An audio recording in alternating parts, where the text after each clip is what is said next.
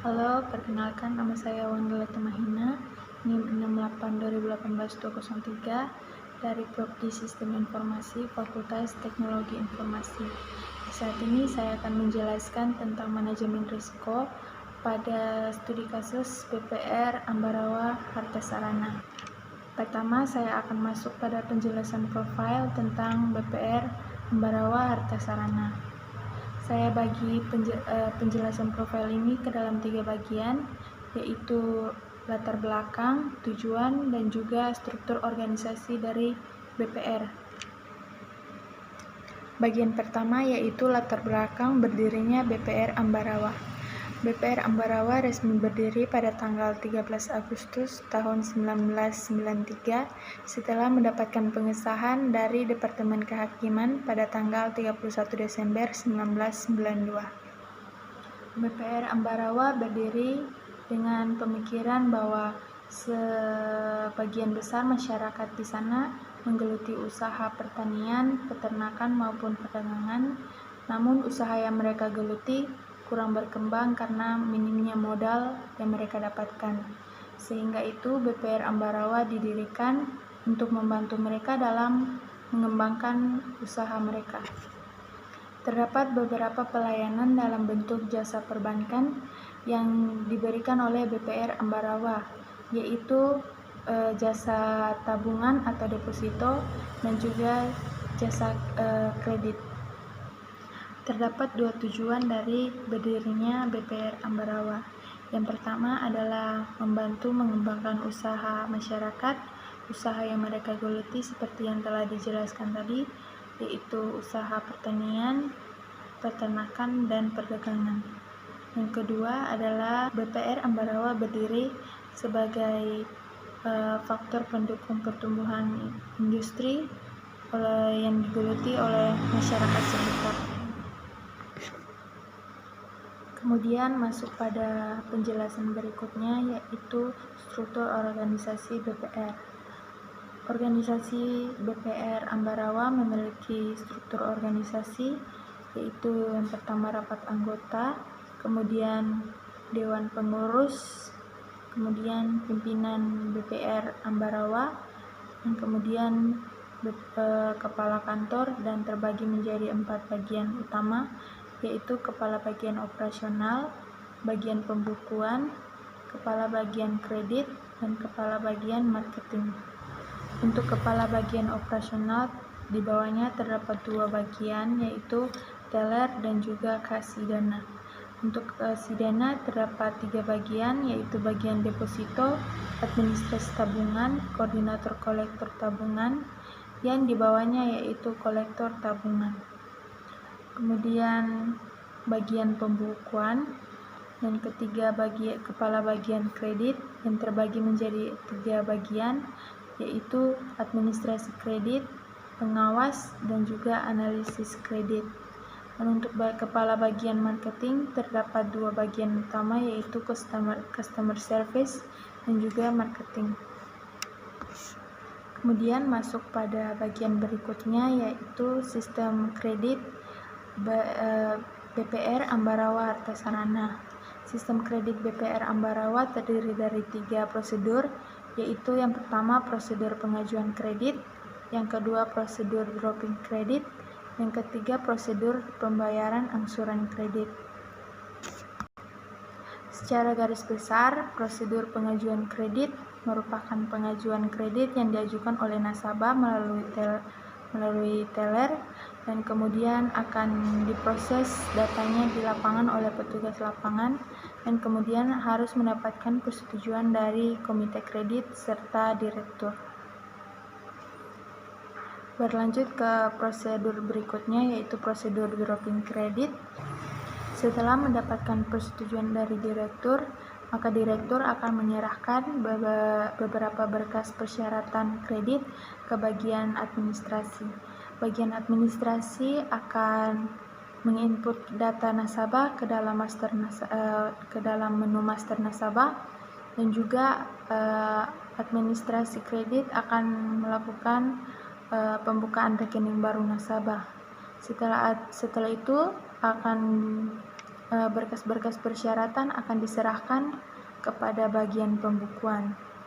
Setelah proses registrasi dan juga pembukaan rekening baru selesai dilakukan oleh administrasi kredit, maka teller akan memasukkan menu dropping kredit dan juga akan mencetak kartu pinjaman serta memberikan kartu pinjaman tersebut kepada nasabah dengan disertai dengan uang sesuai dengan jumlah berdasarkan dropping kredit yang diajukan. Bagian pembukuan setelah menerima berkas persyaratan dari bagian administrasi kredit akan melakukan cross-check dengan data di komputer dan juga akan mencetak voucher harian. Kemudian berkas-berkas persyaratan serta voucher harian akan diserahkan ke direktur. Direktur akan melakukan cross-check dengan data di komputer dan juga akan mengarsipkan berkas-berkas persyaratan nasabah dan kemudian akan mengembalikan voucher harian untuk diarsipkan di bagian pembukuan. Kemudian bagian ketiga yaitu nasabah yang datang dengan membawa uang dan juga kartu pinjaman serta mengisi slip angsuran. Kemudian teller akan menerima uang serta slip angsuran dan juga kartu pinjaman, dan juga teller akan melakukan cross-check dengan data di komputer dan menginput beberapa data ke dalam sistem.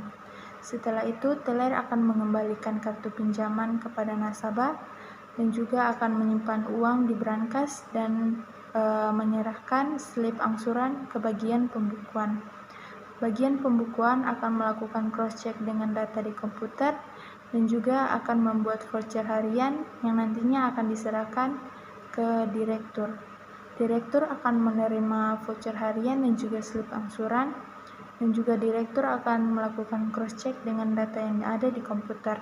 Setelah itu, direktur menyerahkan kembali kepada bagian pembukuan slip angsuran dan juga voucher harian agar dapat diarsipkan menurut tanggal.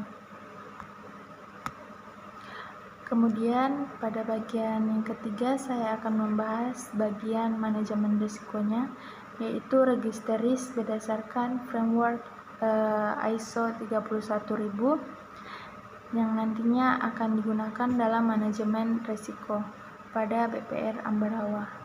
Di sini saya menggunakan dua matriks, yaitu matriks level risiko yang ada pada risk score pada risk assessment, dan juga matriks untuk mengukur risk evaluation. Yang pertama yaitu matriks level risiko, terdapat skala 1 sampai 6 atau berwarna hijau untuk kategori risiko yang rendah, kemudian level 7 sampai 14 berwarna kuning untuk risiko yang medium, kemudian level 15 sampai 25 untuk kategori risiko yang tinggi. Kemudian pada matriks ini terdapat dampak atau impact dan juga kecenderungan atau probabilitas atau likelihood. Pada bagian dampak terdapat 5 level risiko. Yang pertama risikonya sangat rendah, yang kedua dengan nilainya 1, kemudian risikonya rendah untuk dengan nilainya 2, kemudian nilai 3 untuk risiko yang sedang, nilai 4 untuk risiko yang tinggi, dan juga nilai 5 untuk risiko yang sangat tinggi. Kemudian untuk kecenderungan atau probabilitas atau likelihood, level yang digunakan pun sama, yaitu level 1 untuk kecenderungan terjadi risiko sangat rendah, kemudian level 2 untuk kecenderungan terjadinya rendah, level 3 untuk risiko yang cenderung terjadinya sedang atau dalam kurun waktu tertentu, bisa saja tahun. Kemudian kecenderungan 4 untuk risiko yang cenderung terjadinya tinggi, itu itu dapat terjadi dengan segera atau kemungkinan terjadinya segera. Kemudian kecenderungannya untuk level yang sangat tinggi yaitu 5, dengan probabilitas terjadinya risiko segera terjadi atau terjadi setiap saat. Kemudian masuk pada matriks risk treatment. Pada risk treatment terdapat 4 tindakan yang dapat dilakukan untuk mengatasi risiko. Tindakan pertama yaitu tolerate, yaitu tindakan yang mengabaikan maupun menerima risiko tersebut. Kemudian tindakannya kedua adalah tindakan treat, yaitu tindakan yang mengurangi konsekuensi dari risiko tersebut. Yang ketiga yaitu tindakan transfer, yaitu tindakan di mana risiko tersebut ditransfer untuk ditangani oleh pihak yang lain. Dan yang terakhir yaitu tindakan terminate, atau tindakan yang menghilangkan risiko tersebut. Kemudian masuk pada registerisnya, yaitu risiko, risk assessment dengan risk treatment. Risiko yang pertama yaitu kondisi di mana petugas lapangan mengumpulkan data nasabah untuk proses pengajuan kredit. Untuk kondisi ini masuk pada kategori risiko kinerja. Yang mungkin terjadi yaitu terjadinya kesalahan dalam proses pengajuan kredit, yang dimana penyebabnya itu adalah kesalahan dari petugas lapangan tersebut yang salah dalam mengumpulkan data nasabah, yang kemudian menyebabkan terjadinya kegagalan proses pengajuan kredit. Pada risiko ini, risk score-nya likelihood-nya ada pada level kedua yaitu rendah, dan juga impact-nya ada pada level ketiga yaitu sedang. Maka level risiko yang dihasilkan yaitu 6 ada pada kategori low, dan bagian existing control-nya ada dan juga memadai, sehingga presentasi risiko yang dapat diminimalkan yaitu 90%. Kemudian untuk risiko ini, evaluation yang dilakukan adalah ditolerate atau diterima maupun diabaikan, karena tidak terlalu berpengaruh maupun menimbulkan kerugian. Untuk risk treatment-nya, bagian pencegahan dapat lebih menekankan SOP agar tidak terjadi kesalahan dalam proses operasional, kemudian lebih melatih karyawan dalam menjalankan tugas dan tanggung jawab. Untuk pemulihannya, petugas lapangan dapat melakukan peninjauan kembali data nasabah yang ada di lapangan, agar nasabah tersebut juga dapat berhasil mendapatkan pengajuan kredit. Kemudian masuk pada risiko yang kedua, yaitu kondisi di mana nasabah mengalami kesulitan dalam pembayaran angsuran kredit. Untuk kondisi ini masuk pada kategori risiko kinerja, karena kinerja dari komite kredit yang menjadi risk owner-nya akan menjadi terganggu, dan kemudian kemungkinan terjadi adalah terjadinya keterlambatan dalam pembayaran angsuran kredit, dan risiko yang mungkin akan terjadi yaitu peminjam tersebut atau nasabah tidak dapat membayarkan angsuran kredit dengan sampai selesai. Untuk risiko ini masuk pada level risiko 9, di mana likelihood atau kecenderungan terjadi sewaktu-waktu atau sedang, yaitu level ketiga. Kemudian impact atau dampak yang dapat ditimbulkan ada pada level ketiga yaitu sedang, yaitu kerugiannya sedang, sehingga level risikonya ada pada level ke-9, dan masuk pada kategori medium.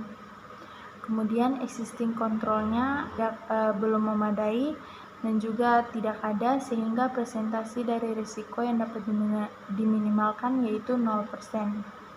Untuk risk evaluation berdasarkan TRIX, pada level risikonya 9 masuk pada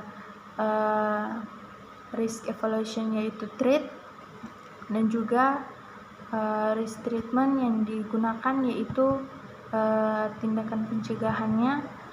Pihak BPR mungkin dapat memperpanjang jangka waktu pembayaran angsuran sehingga nasabah dapat perlahan-lahan membayarkan angsuran tersebut sampai selesai. Kemudian pemulihan yang dapat dilakukan yaitu lakukan tindakan berdasarkan persetujuan yang telah disetujui oleh nasabah dan juga pihak BPR. Kemudian masuk pada risiko ketiga dengan kondisi nasabah melakukan kredit untuk keperluan investasi nasabah tetapi mengalami kegagalan. Pada kondisi ini kategori risikonya masuk pada risiko aset. Kemudian kemungkinan terjadinya pembayaran menjadi terganggu, dan risiko yang dapat terjadi yaitu angsuran kredit tidak dapat dilunasi. Untuk risiko ini risk score yang diberikan yaitu level risiko 10, di mana likelihood atau kecenderungan terjadi yaitu 2, sedangkan impact atau dampaknya yaitu 5, dengan level risikonya yaitu yang dihasilkan yaitu 10 dengan kategori medium. Kemudian untuk existing controlnya masih belum memadai, tetapi sudah ada kontrol yang dilakukan sehingga presentasi dari risiko tersebut adalah 40%. Risk evaluation yang dilakukan yaitu di treat dengan risk treatmentnya yang pertama pencegahan, yaitu pihak BPR melakukan pemeriksaan terkait penggunaan kredit akan dilakukan untuk investasi nasabah, maka pihak BPR harus menentukan apakah investasi tersebut dapat berjalan lancar atau berujung kegagalan. Kemudian tindakan pemulihan yang dapat dilakukan yaitu sewaktu-waktu jika risiko tersebut terjadi, maka pihak BPR dapat melakukan tindakan sesuai dengan perjanjian yang telah disetujui bersama. Sekarang masuk pada risiko keempat, di mana kondisinya yaitu perusahaan mengalami kesulitan dalam memberikan pinjaman kepada nasabah. Untuk kondisi ini masuk ke dalam risiko keuangan. Risk owner-nya adalah direktur sendiri. Kemungkinan yang dapat terjadi yaitu proses dropping kredit menjadi tertunda, sehingga risiko yang mungkin terjadi perusahaan mengalami bangkrut.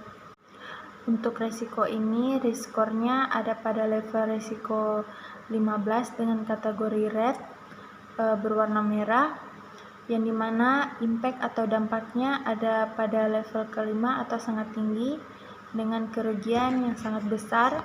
Kemudian likelihood atau kecenderungan terjadi yaitu 3 atau sedang, yang dimana risiko ini dapat terjadi dalam beberapa waktu tertentu. Kemudian existing controlnya masih belum memadai, dan juga tidak ada kontrol yang dilakukan sehingga presentasi dari risiko tersebut diminimalkan yaitu 0%. Untuk risk evaluation yang dilakukan yaitu determinate, yang dimana risiko tersebut penyebab dari terjadinya risiko tersebut dihilangkan karena dapat membahayakan perusahaan. Kemudian masuk pada ke risiko kelima, di mana kondisi yaitu petugas yang mengumpulkan data di daerah yang sedang terjadi badai atau hujan deras. Untuk kondisi ini masuk pada kategori risiko keselamatan dan kesehatan kerja, yang dimana risk owner-nya itu adalah petugas di lapangan. Kemungkinan yang dapat terjadi yaitu proses pengajuan kredit gagal, karena seperti dijelaskan tadi, petugas lapangan bertugas di dalam proses pengajuan kredit, yaitu meninjau atau mengumpulkan data nasabah. Kemudian resikonya yaitu keselamatan dan juga kenyamanan petugas lapangan menjadi terganggu. Dari risiko ini, risk score-nya yang didapat yaitu likelihood atau kecenderungan terjadi 4 atau tinggi, di mana sangat besar kemungkinan terjadi. Kemudian impact atau dampaknya yaitu 3, yaitu di mana kerugian yang dialami perusahaan sedang, sehingga level risiko yang didapatkan adalah 12 dengan kategori medium berwarna kuning. Kemudian untuk existing controlnya masih tidak ada kontrol yang dilakukan, namun dan juga belum ada existing control yang memadai, sehingga presentase dari resikonya tersebut untuk diminimalkan yaitu 0%.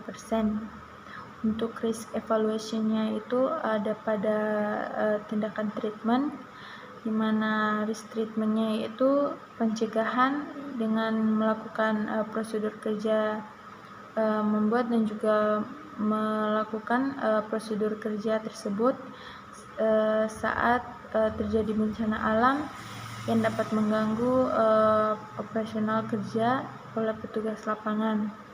Kemudian tindakan pemulihan yang dapat dilakukan jika risiko tersebut terjadi, yaitu pihak BPR melakukan pemeliharaan kesehatan petugas lapangan dan juga membiayai pengobatan petugas lapangan yang terkena luka akibat bencana yang terjadi di daerah tersebut. Kemudian masuk pada risiko ke-6 dengan kondisi terjadi masalah saat penginputan data nasabah yang melakukan peminjaman kredit. Kondisi ini masuk pada kategori risiko operasional dan TI yang dengan kemungkinan terjadi yaitu terjadi hambatan dalam proses input data, yang dimana risiko dapat terjadi yaitu terjadi kesalahan atau error pada sistem. Dengan risk score-nya likelihood-nya adalah 3 atau sedang, impact atau dampak yang dapat terjadi yaitu 4 atau tinggi. Dan sehingga level risiko yang dihasilkan adalah 12 dengan kategori medium berwarna kuning. Untuk existing control-nya tidak ada dan juga belum memadai, sehingga presentasi risiko yang dapat diminimalkan yaitu 0%. Berdasarkan risk score-nya itu, risk evaluation yang dilakukan adalah treat, dengan risk treatment-nya yaitu pencegahan yang dilakukan oleh BPR, yaitu pihak BPR wajib sebulan sekali melakukan perawatan sistem dan juga disertai dengan manajemen perlindungan serta perawatan sistem yang baik.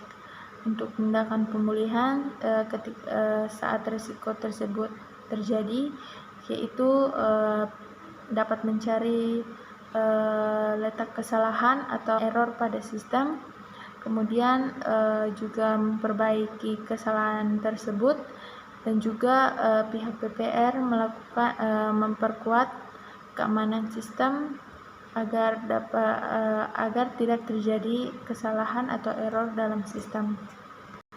Kemudian masuk pada risiko ke-7 dengan kondisi komite kredit melakukan penyelewengan terhadap nasabah yang ingin melakukan peminjaman. Untuk kondisi ini masuk pada kategori risiko reputasi dengan risk owner-nya komite kredit dan juga direktur yang mengawasi perusahaan. Kemungkinan yang dapat terjadi yaitu nasabah tidak dapat mengajukan kredit tersebut setelah data nasabah diperoleh oleh petugas lapangan, maka komite kredit akan bertugas dalam melakukan pengecekan dan menentukan apakah akan diserahkan selanjutnya ke direktur untuk mendapatkan persetujuan atau tidak berdasarkan data-data yang telah dikumpulkan oleh petugas lapangan. Kemudian risiko yang dapat terjadi yaitu hilangnya reputasi atau kepercayaan dari perusahaan oleh masyarakat. Untuk risiko ini likelihood-nya 3 atau sedang, impact-nya 4 atau tinggi, dan juga level risiko yang dihasilkan yaitu level 12 dengan kategori medium atau berwarna kuning. Untuk risiko ini existing controlnya ada, hanya belum memadai sehingga presentasi risiko yang dapat diminimalkan hanya pada 50%. Kemudian risk evaluation yang dilakukan yaitu di treat dengan risk treatment, yaitu pencegahan dengan melakukan pembinaan karyawan yang lebih baik dalam bekerja serta bertanggung jawab, serta melakukan pendekatan dengan setiap karyawan dalam membentuk etika karyawan yang baik dan benar. Untuk tindakan pemulihan yang dilakukan sewaktu-waktu risiko tersebut terjadi, yaitu melakukan tindakan tegas terhadap karyawan yang melanggar etika bekerja dengan melakukan penyelewengan, dan juga memberikan komisi terhadap nasabah yang mendapatkan tindakan tersebut. Kemudian masuk pada risiko ke-8 dengan kondisi data nasabah yang diinput di menu master nasabah hilang. Untuk kondisi ini masuk pada kategori risiko fraud dengan kemungkinan terjadi karena dicuri oleh pihak yang tidak bertanggung jawab. Untuk risiko yang dapat terjadi yaitu terganggunya proses dropping kredit maupun kegagalan proses lainnya. Risk owner yang bertanggung jawab dalam untuk risiko ini yaitu administrasi kredit, karena administrasi kredit yang bertugas dalam menginput data register nasabah ke dalam menu nasabah dan juga melakukan pembukaan rekening baru nasabah. Kemudian masuk pada risk score-nya, likelihood atau kecenderungan terjadi ada pada level ke-4 atau tinggi. Kemudian impact atau dampak yang ditimbulkan masuk pada level ke-4 atau tinggi, dan level resiko yang dihasilkan yaitu 16 pada kategori high dengan yang berwarna merah. Untuk existing controlnya tidak ada dan belum memadai sehingga presentasi dari risikonya yang dapat diminimalkan yaitu 0%. Untuk level risiko yang pada 16 atau kategori high, risk evaluation yang dilakukan yaitu determinate, sehingga risk treatment-nya yaitu penyebab dari risiko tersebut dihilangkan. Kemudian masuk pada risiko 9 yaitu kondisi kesalahan pencatatan transaksi nasabah. Dengan kondisi ini kategori risikonya adalah risiko kinerja dengan kemungkinan terjadi yaitu terjadi kesalahan dalam data nasabah. Kemudian risiko yang dapat terjadi yaitu terjadinya kesalahan dalam catatan transaksi nasabah, dan risk owner yang bertanggung jawab atas risiko ini adalah bagian pembukuan. Kemudian untuk risiko ini masuk risk score-nya ada pada likelihood level 3 yaitu sedang. Kemudian impact atau dampak yang ditimbulkannya juga ada pada level 4 atau sedang, sehingga level risiko yang dihasilkan adalah 12 dengan kategori medium atau berwarna kuning. Untuk existing controlnya sudah ada, hanya belum memadai sehingga presentasi risiko yang dapat diminimalkan ada pada 70%. Untuk risk evaluation pada level risiko ke-12, risk evaluation yang dilakukan yaitu di treat dengan risk treatment-nya yaitu pencegahan, bagian atau manajemen sumber daya lebih terlatih dan berkualitas, dan juga dilakukan pemantauan yang dilakukan per minggu atau per bulan untuk menilai kinerja karyawan, dan juga melakukan evaluasi terhadap kinerja karyawan tersebut. Untuk tindakan pemulihannya, melakukan pemeriksaan terdapat pada catatan transaksi nasabah, kemudian memperbaiki catatan transaksi nasabah tersebut melalui pemulihan file backup yang telah dilakukan, dan juga memberikan penjelasan terhadap nasabah terkait masalah kesalahan ini. Kemudian masuk pada risiko yang terakhir atau risiko 10, di mana kondisinya yaitu nasabah mengalami kesulitan dana dalam melunasi angsuran. Kondisi ini masuk pada kategori risiko aset dengan kemungkinannya terjadi yaitu keterlambatan jatuh tempo pembayaran. Kemudian penyebabnya yaitu peminjam atau nasabah tersebut meninggal dunia.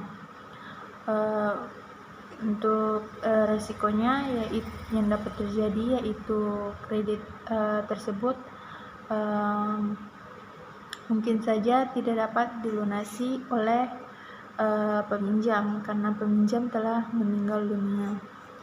Untuk risk owner yang bertanggung jawab untuk risiko ini yaitu komite kredit. Kemudian risk score-nya ada pada kecenderungan level 3 atau sedang, sedangkan impact atau dampak yang dapat ditimbulkan ada pada level keempat atau high. Sehingga level risiko yang dihasilkan yaitu 12 dengan kategori medium atau berwarna kuning. Kemudian existing controlnya sudah ada, hanya saja kontrol tersebut belum memadai sehingga persentase dari risiko yang dapat diminimalkan yaitu 50%. Kemudian berdasarkan level risiko tersebut, risk evaluation yang dilakukan yaitu ditransfer, di mana risk treatment-nya yaitu pencegahan dengan menambah hubungan kerjasama dengan pihak asuransi, dan kemudian tindakan pemulihan yang dapat dilakukan oleh pihak BPR yaitu menyerahkan risiko tersebut untuk ditangani oleh pihak asuransi agar pihak asuransi dapat mengklaim kredit tersebut dengan syarat apabila peminjam atau nasabah meninggal dunia. Sekian untuk penjelasan tentang manajemen risiko pada BPR Ambarawa Harta Sarana. Terima kasih.